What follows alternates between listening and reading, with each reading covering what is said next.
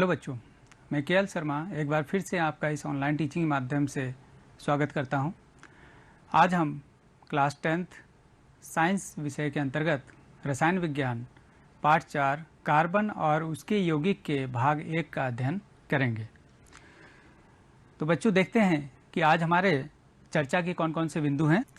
सबसे पहले हम पुनरावलोकन मतलब इस अध्याय से पहले आपने जो पढ़ा है धातु तथा धातु उसके विषय में हम थोड़ा सा देखेंगे। उसके बाद कार्बन तथा उसकी उपस्थिति हम देखेंगे कि कार्बन कहाँ कहाँ पे पाया जाता है, उसकी उपस्थिति कहाँ कहाँ पे है और कार्बन क्या है अपने आप में, उसके बारे में हम जानकारी प्राप्त करेंगे। उसके बाद कार्बन में सहसंयोजी आबंध मतलब कार्बन में जो बॉन्ड बनता है, कार्बन कार्बन परमाणुओं के बीच या फिर अन्य तत्वों के परमाणुओं के बीच में जो बॉन्ड बनता है वो सहसंयोजी आबंध होता है। वो किस प्रकार से बनता है इसको हम देखेंगे, कार्बन में सहसंयोजी आबंध। और उसके बाद सहसंयोजी आबंध के कुछ उदाहरणों के बारे में हम देखेंगे, जिसमें आप हाइड्रोजन अणु का बनना देखेंगे, ऑक्सीजन अणु का बनना देखेंगे और नाइट्रोजन अणु के बनने को आप यहाँ पे देखेंगे आज के भाग में। और इसके साथ साथ आप देखेंगे कि CH4 क्या होता है बच्चों?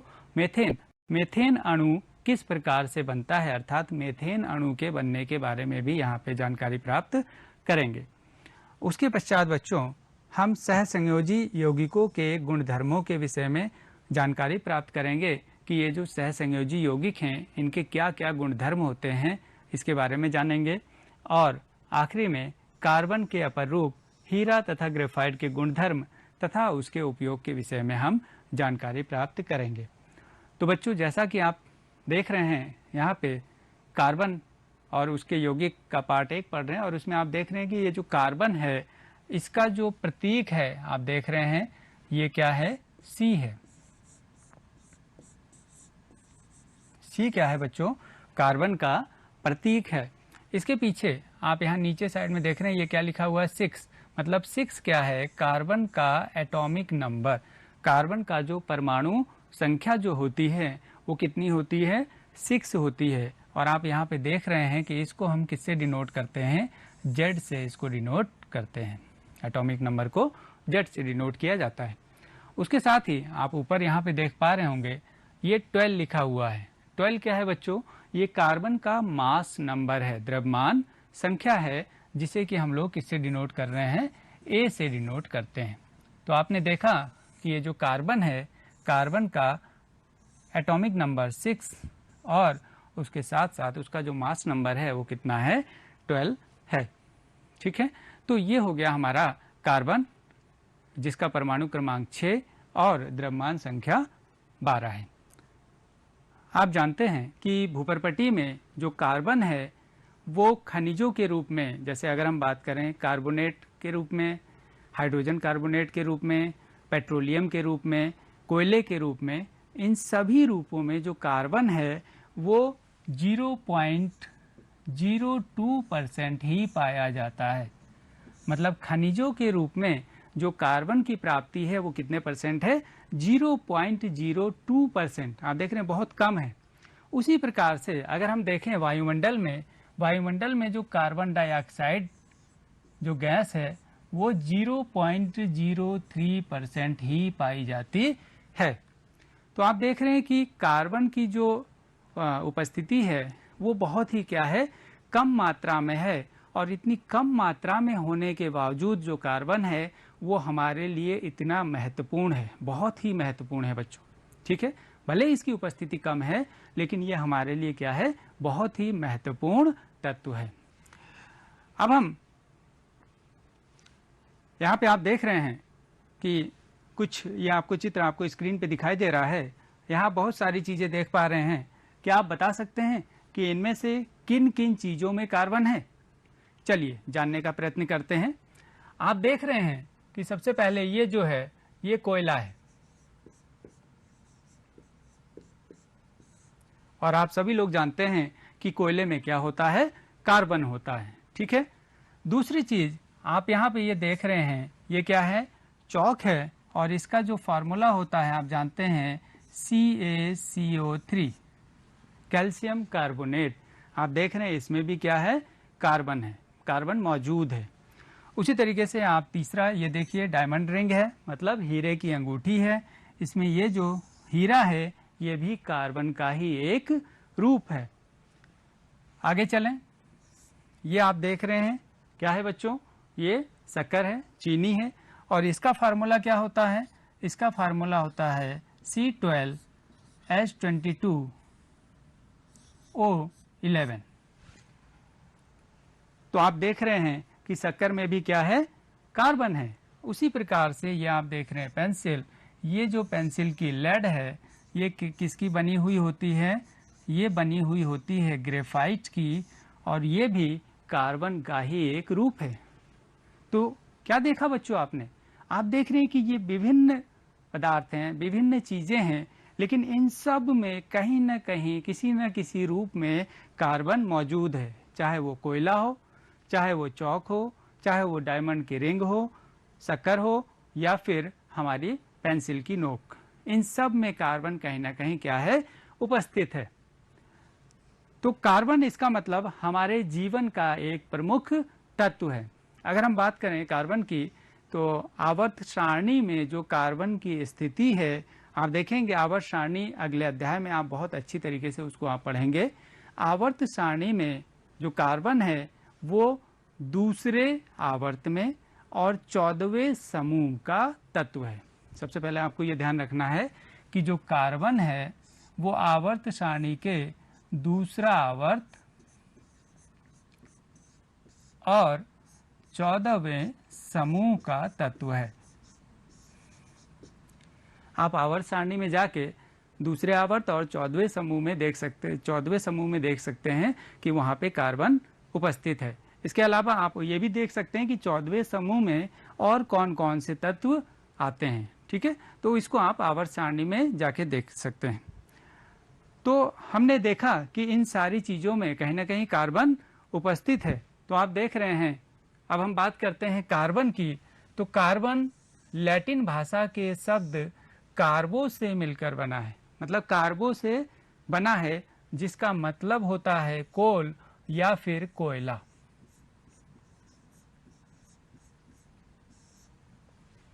कार्बन लैटिन भाषा के शब्द कार्बो से बना है, जिसका मतलब क्या होता है, कोल या फिर कोयला। नाउ तो बच्चों अब देखते हैं कि कार्बन की उपस्थिति के बारे में। अभी आपने देखा कि कार्बन विभिन्न पदार्थों में विभिन्न रूपों में उपस्थित है। तो कार्बन की उपस्थिति हमें दो रूपों में प्राप्त होती है। आप देख रहे हैं मुक्त अवस्था में, और दूसरा आप देख रहे हैं संयुक्त अवस्था में। कार्बन मुक्त अवस्था में किस रूप में पाया जाता है बच्चों, आप देख रहे हैं यहाँ पे तत्वों के रूप में, और संयुक्त अवस्था में कार्बन किस रूप में पाया जाता है, यौगिकों के रूप में कार्बन पाया जाता है। तो आपने देखा कि जो कार्बन है वो अल्प मात्रा में उपस्थित होने के बावजूद हमारे लिए बहुत ही महत्वपूर्ण तत्व है। ठीक है, और अधिकतर जो चीजें हैं उनमें कार्बन उपस्थित है। आप और हम हम सब लोग भी कार्बन से ही बने हैं। हमारे घरों में मेज, कुर्सियां, ये सारी चीजें भी कहीं ना कहीं उसमें कार्बन उपस्थित है। तो आगे चलते हैं। तो आपने देखा कि कार्बन और उसकी उपस्थिति के बारे में। इसके बाद कार्बन में सहसंयोजी आबंध। इससे पिछले अध्याय में आपने आयनिक बंध के बारे में अध्ययन किया है। आयनिक बंध कैसे बनता है आपने उसको जाना है कि जब इलेक्ट्रॉनों का स्थानांतरण होता है तो वहां पे आयनिक बंध बनता है। सहसंयोजी आबंध क्या है? सहसंयोजी आबंध का मतलब आप देख रहे हैं कि वह बंध जो समान परमाणुओं या फिर भिन्न परमाणुओं के मध्य इलेक्ट्रॉनों के साझे से बनते हैं, सहसंयोजक बंध कहलाते हैं। मतलब आपने देखा कि वहां यहाँ पे क्या होगा, इलेक्ट्रॉनों की साझेदारी होगी, इलेक्ट्रॉनों का स्थानांतरण नहीं होगा, इलेक्ट्रॉनों की साझेदारी होगी। और इलेक्ट्रॉनों की साझेदारी से जो बंध बन रहे हैं आप देख रहे हैं उसे क्या कहते हैं, हम लोग सहसंयोजक बंध कहते हैं। ठीक है बच्चों, तो इलेक्ट्रॉनों की साझेदारी से जो बंध बनते हैं उसे हम लोग सहसंयोजक बंध कहते हैं। तो देखते हैं कि किस प्रकार से सहसंयोजक बंध बनते हैं। उससे पहले हम देखें, अगर कार्बन की बात करें तो कार्बन का भी आपने पीछे पढ़ा कि कार्बन का जो परमाणु क्रमांक है वो कितना है, 6 है। ठीक है, परमाणु क्रमांक 6 होने का मतलब क्या हुआ?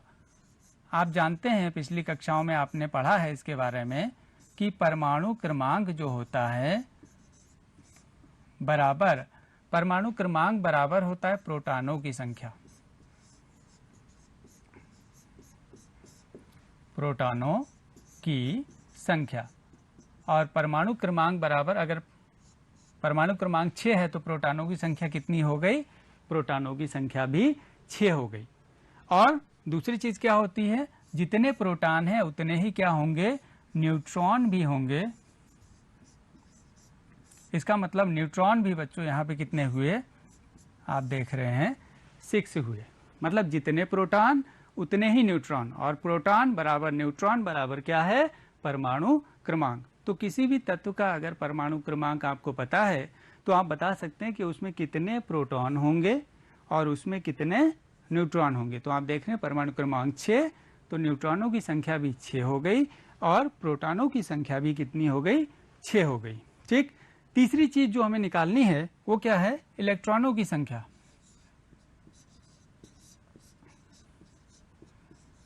इलेक्ट्रॉनों की संख्या कैसे निकालेंगे? अभी आपने पीछे देखा था कि कार्बन का जो मास नंबर है वो कितना है, 12। अगर हम मास नंबर में से एटॉमिक नंबर घटा दें तो इलेक्ट्रॉनों की संख्या निकलेगी, और वो कितनी निकल रही है, 12 - 6। आप देख रहे हैं 6 से निकल रही है। इसका मतलब आपने क्या देखा, आपने ये देखा कि कार्बन जिसका कि परमाणु क्रमांक कितना है, 6 है, उसमें कितने इलेक्ट्रॉन होते हैं, 6। उसमें कितने प्रोटॉन होते हैं, 6। और कुछ इसमें कितने न्यूट्रॉन होते हैं, 6। मतलब इलेक्ट्रॉनों की संख्या, प्रोटॉनों की संख्या और न्यूट्रॉनों की संख्या सभी आपस में कितनी होगी, बराबर होगी। मतलब इलेक्ट्रॉन 6, प्रोटॉन 6 और न्यूट्रॉन कितने होंगे, 6। कार्बन में 6 इलेक्ट्रॉन, 6 प्रोटॉन और 6 न्यूट्रॉन होंगे। अगर हम इसके इलेक्ट्रॉनिक विन्यास को देखें बच्चों, तो 6 इलेक्ट्रॉन हैं, तो इसको हम इलेक्ट्रॉनिक विन्यास के रूप में हम देख सकते हैं 2,4। मतलब पहली कक्षा जो K कहलाती है और दूसरी कक्षा जो L कहलाती है, K में इलेक्ट्रॉनों की संख्या कितनी हो गई, 2 हो गई, और L में इलेक्ट्रॉनों की संख्या कितनी हो गई, 4 हो गई। मतलब पहला कक्ष तो स्टेबल है, आप देख रहे हैं, क्योंकि पहले कक्ष में 2 ही इलेक्ट्रॉन होते हैं। लेकिन जो दूसरा कक्ष है उसमें कितने इलेक्ट्रॉन होते हैं, आप जानते हैं 8 इलेक्ट्रॉन होते हैं। लेकिन यहाँ पे कितने इलेक्ट्रॉन हैं, सिर्फ 4 ही इलेक्ट्रॉन हैं। मतलब कि कार्बन अभी स्टेबल नहीं है, उसने स्थायी विन्यास उसने प्राप्त नहीं किया है। तो स्थायी विन्यास प्राप्त करने के लिए क्या हो सकता है बच्चों, 2 तरीके हैं। अगर हम बात करें कार्बन, देखिए इसका जो पहला कक्ष है उसमें कितने इलेक्ट्रॉन है, आपने कहा 2 इलेक्ट्रॉन, तो 2 इलेक्ट्रॉन हम ऐसे दिखाते हैं। और दूसरे कक्ष में कितने इलेक्ट्रॉन है, 4 इलेक्ट्रॉन, तो 4 इलेक्ट्रॉन को हम ऐसे दिखाते हैं, 3, 4। ठीक, अब स्थायी विन्यास प्राप्त करने के लिए 2 चीजें हो सकती हैं। पहली चीज तो क्या हो सकती है कि कार्बन अपने इस कक्षा के जो सेकंड उसकी कक्षा है, उस कक्षा के चारों इलेक्ट्रॉनों को त्याग दे। जब कार्बन चारों इलेक्ट्रॉनों को त्यागेगा तो क्या बनेगा, C4+, क्योंकि इलेक्ट्रॉन जब त्यागता है तो कार्बन क्या होता है, धनायन हो जाता है। तो यहाँ पे जब चारों इलेक्ट्रॉनों को त्याग देगा तो वहां पे क्या बन जाएगा, C4+। जब C4+ बनेगा, इसका मतलब ये पूरा ये जो कक्षा है ये खत्म हो जाएगी। इसका मतलब सिर्फ कितने इलेक्ट्रॉन रहेंगे कार्बन के, पहली कक्षा में पहली ही कक्षा होगी और उसमें कितने इलेक्ट्रॉन होंगे, 2 इलेक्ट्रॉन होंगे। और प्रोटॉन आप जानते हैं, नाभिक में जो प्रोटॉन है, प्रोटॉनों की संख्या कितनी होती है, 6 होती है। ठीक, तो 6 प्रोटॉन वाले नाभिक को 2 इलेक्ट्रॉन वाले कार्बन C4+ को स्टेबल बनाए रखना काफी कठिन होता है, वहां पे बहुत अधिक ऊर्जा की जरूरत पड़ती है। मतलब कि ये बहुत ही क्या है, कठिन काम है, बहुत अधिक यहाँ पे ऊर्जा की जरूरत पड़ती है। तो पहली चीज तो ये हो गई। दूसरा क्या काम हो सकता है, दूसरा काम ये हो सकता है कि किसी दूसरे तत्व के परमाणुओं से 4 इलेक्ट्रॉन और यहाँ पे आ जाएं, 1 2 3 4, ये हो सकता है, तभी ये अष्टक पूरा होगा और ये स्टेबल स्थायी अक्रिय गैस का स्थायी जो विन्यास है वो प्राप्त कर लेगा। तो जब 4 इलेक्ट्रॉन और आएंगे तो जरा देखिए कार्बन की टोटल कितने इलेक्ट्रॉन हो गए, 1 2 3 4 5 6 7 8 9 10, मतलब टोटल इलेक्ट्रॉनों की संख्या कितनी हो गई, 10 हो गई। जबकि प्रोटॉन कितने हैं, आपने कहा कि प्रोटॉन यहाँ पे देखिए कितने हैं, 6 हैं। मतलब 6 प्रोटॉन वाला जो नाभिक है वो 10 इलेक्ट्रॉनों को संभाल के नहीं रख सकता है। तो इसका मतलब क्या हुआ कि ये भी बहुत कठिन प्रोसेस है। मतलब यहाँ पे अगर हमारे चारों इलेक्ट्रॉन बाहर से आ जाएंगे तो ये क्या बनाएगा, C4-। तो आप देख रहे हैं कि पहली और दूसरी जो दोनों प्रोसेस हैं, दोनों जो तरीके हैं वो क्या हैं, बहुत ही कठिन है, इसमें अत्यधिक ऊर्जा की जरूरत पड़ती है। तो अब क्या किया जाए, तो कार्बन क्या करता है, इन सब से अलग एक दूसरी चीज करता है, इलेक्ट्रॉनों का साझा। ना तो इलेक्ट्रॉन पूरी तरीके से मतलब देता है और ना ही पूरी तरीके से सारे इलेक्ट्रॉन लेता है, और क्या करता है बल्कि इलेक्ट्रॉनों का साझे से बॉन्ड बनाता है, जिसे हम लोग क्या कहते हैं, सह संयोजक बंध कहते हैं। ठीक है, तो आप देख रहे हैं कि इलेक्ट्रॉन 4 इलेक्ट्रॉन ले भी नहीं सकता, चारों इलेक्ट्रॉन दे भी नहीं सकता, तो किस तरीके से अपना वो स्थायी विन्यास प्राप्त करेगा, इलेक्ट्रॉनों के साझे से, साझेदारी से वो स्थायी विन्यास अपना प्राप्त करेगा। तो अब देखते हैं कि किस प्रकार से सह संयोजक आबंध बनते हैं, उसके उदाहरण हम कुछ देखते हैं।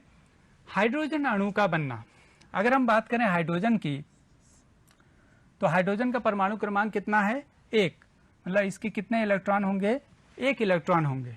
और H2 की बात कर रहे हैं तो मतलब पहला जो हाइड्रोजन का परमाणु है उसमें एक इलेक्ट्रॉन, और दूसरा ये भी मान लिया हाइड्रोजन का परमाणु है, ये क्या हो गए, एक इलेक्ट्रॉन, 2 परमाणु हाइड्रोजन के हो गए। ये संयोग से पहले की बात है, मतलब ये जब 2 हाइड्रोजन के परमाणु अलग अलग हैं तब उसकी बात अगर हम करें तो ये इस रूप में होंगे, संयोग से पूर्व हाइड्रोजन परमाणु है 1 इलेक्ट्रॉन, हाइड्रोजन परमाणु है 1 इलेक्ट्रॉन। जब संयोग होगा इन दोनों का तो देखिए किस तरीके से ये बॉन्ड बनाएंगे, हाइड्रोजन का 1 परमाणु, सॉरी 1 इलेक्ट्रॉन, और ये हाइड्रोजन का 1 इलेक्ट्रॉन क्या करेंगे, इस तरीके से जुड़ जाएंगे। देखिए हाइड्रोजन के 2 इलेक्ट्रॉन हो गए, शेयरिंग हो गई, और ये क्या करेगा, ये इस तरीके से। ठीक, तो आप देख रहे हैं कि जब इस हाइड्रोजन की अगर हम बात कर रहे हैं तो इस हाइड्रोजन के कितने इलेक्ट्रॉन हो गए, अब 2 इलेक्ट्रॉन, और इस हाइड्रोजन परमाणु के भी कितने इलेक्ट्रॉन हो गए, 2 इलेक्ट्रॉन हो गए। इट मीन्स यहाँ पे इलेक्ट्रॉनों की क्या हुई, साझेदारी हुई, और एक इलेक्ट्रॉनों की साझेदारी से जो बॉन्ड बनता है उसे सिंगल बॉन्ड कहते हैं, मतलब H सिंगल बॉन्ड H, या फिर हम कह सकते हैं H2 अणु बन गया। तो आप देख रहे हैं किस तरीके से H2 अणु का निर्माण होता है। हाइड्रोजन, 2 हाइड्रोजन परमाणु संयोग से पूर्व ऐसे थे, और संयोग के बाद इस तरीके से होके ये जब एक इलेक्ट्रॉनों की साझेदारी होती है तो सिंगल बॉन्ड बनता है, और H सिंगल बॉन्ड H बन गया, और इस तरीके से हाइड्रोजन का अणु हमें प्राप्त हो गया। उसी तरीके से यहाँ आप देख रहे हैं यहाँ पे कौन सा बॉन्ड बन रहा है, सिंगल बॉन्ड बन रहा है, मतलब एकल बंध बन रहा है। दूसरा अगर हम बात करें ऑक्सीजन की, तो ऑक्सीजन का परमाणु क्रमांक होता है 8। इसका मतलब इसके बाह्यतम कोश में कितने इलेक्ट्रॉन होंगे, बाह्यतम कोश में अगर हम बात करें तो 2,6, 6 इलेक्ट्रॉन होंगे। तो 6 इलेक्ट्रॉन दिखा दीजिए, 1 2 3 4 5 6, यह ऑक्सीजन का पहला परमाणु। उसी तरीके से ऑक्सीजन का दूसरा परमाणु 1 2 3 4 5 6 इलेक्ट्रॉन। ये संयोग से पूर्व की स्थिति है। जब ये दोनों संयोग करेंगे तो क्या होगा, ये जो ऑक्सीजन है, ऑक्सीजन के कितने परमाणु हैं, ऑक्सीजन के हैं यहाँ पे 6 इलेक्ट्रॉन, सॉरी परमाणु नहीं, ऑक्सीजन का 1 परमाणु और इसके बाह्यतम कक्ष में 6 इलेक्ट्रॉन, 1 2 3 4 5 6। उसी प्रकार से ऑक्सीजन का दूसरा, इसके कितने परमाणु इलेक्ट्रॉन हैं, 1 2 3 4 5 6। क्या करेगा ये, इसे 2 इलेक्ट्रॉनों की जरूरत है, तो ये 2 इलेक्ट्रॉन इधर से शेयर करेगा और ये अपना अष्टक पूरा कर लेगा। उसी प्रकार से ये क्या करेगा, 2 इलेक्ट्रॉन इधर से ये करके 2 इलेक्ट्रॉनों का साझा यहाँ पे हो जाएगा। तो O और O के बीच में आप देख रहे हैं 1 2 3 4 मतलब डबल बॉन्ड बन गया। और इस प्रकार से आप देख रहे हैं क्या बन गया, ऑक्सीजन अणु यहाँ पे प्राप्त हो गया। तो आप देख रहे हैं कि यहाँ पे कौन सा बॉन्ड बन रहा है, 2 इलेक्ट्रॉनों की साझेदारी से क्या बन गया, डबल बॉन्ड यहाँ पे बन गया। उसी तरीके से आप नाइट्रोजन अणु के बनने को भी देख सकते हैं। नाइट्रोजन का जो परमाणु क्रमांक होता है वो कितना होता है, 7 होता है। तो 7 होगा तो 7 का मतलब 7 इलेक्ट्रॉन, 1 2 3 4 5 6 7। उसी तरीके से यहाँ पे भी 1 2 3 4 5 6 7 क्या करेगा, ये इस तरीके से यहाँ पे बॉन्ड बनाएगा और ये 3 इलेक्ट्रॉन ये लेके इस तरीके से यहाँ बॉन्ड बनाएगा, मतलब N ट्रिपल बॉन्ड N, या फिर हम कह सकते हैं N2 अणु इस तरीके से बन जाएगा। मेथेन अणु, मेथेन कार्बन के बाह्यतम कक्ष में कितने इलेक्ट्रॉन होते हैं, 4। तो 4 होते हैं, तो 1 2 3 4। और H हाइड्रोजन की अगर हम बात करें तो हाइड्रोजन 1 इलेक्ट्रॉन, हाइड्रोजन का 1 इलेक्ट्रॉन, हाइड्रोजन का 1 इलेक्ट्रॉन, हाइड्रोजन का 1 इलेक्ट्रॉन। हाइड्रोजन क्या करेगा, इस तरीके से 2 इलेक्ट्रॉन इसके हो गए, इसने अपना स्थायी विन्यास प्राप्त किया, यहाँ पे 2 इलेक्ट्रॉन हो गए, यहाँ पे 2 इलेक्ट्रॉन हो गए और यहाँ पे 2 इलेक्ट्रॉन हो गए। और इसके साथ साथ आप देख रहे हैं जो कार्बन है, कार्बन क्या करेगा, इस तरीके से 2 4 6 8 इलेक्ट्रॉन इसने भी प्राप्त कर लिए। मतलब कार्बन और हाइड्रोजन सभी क्या हो गए, स्थायी विन्यास इन्होंने प्राप्त कर लिया। और इस तरीके से क्या बन गया, कार्बन और सारे हाइड्रोजन के बीच में सिंगल बॉन्ड बन गया, डेट इज CH4, मेथेन अणु का निर्माण हो गया। तो आप देख रहे हैं कि किस प्रकार से सहसंयोजी यहाँ पे आबंध बन रहे हैं। आगे हम देखते हैं बच्चों कि सहसंयोजी यौगिकों के क्या क्या गुणधर्म हैं। जैसे आपने पिछली कक्षाओं में पिछले अध्याय में भी आपने पढ़ा है कि आयनिक यौगिकों के गुणधर्म। आयनिक यौगिक क्योंकि इलेक्ट्रॉनों की स्थानांतरण से बनते थे, इसलिए वहाँ पे क्या होता है, आपने देखा कि वहाँ पे उनके गलनांक और क्वथनांक उच्च होते हैं।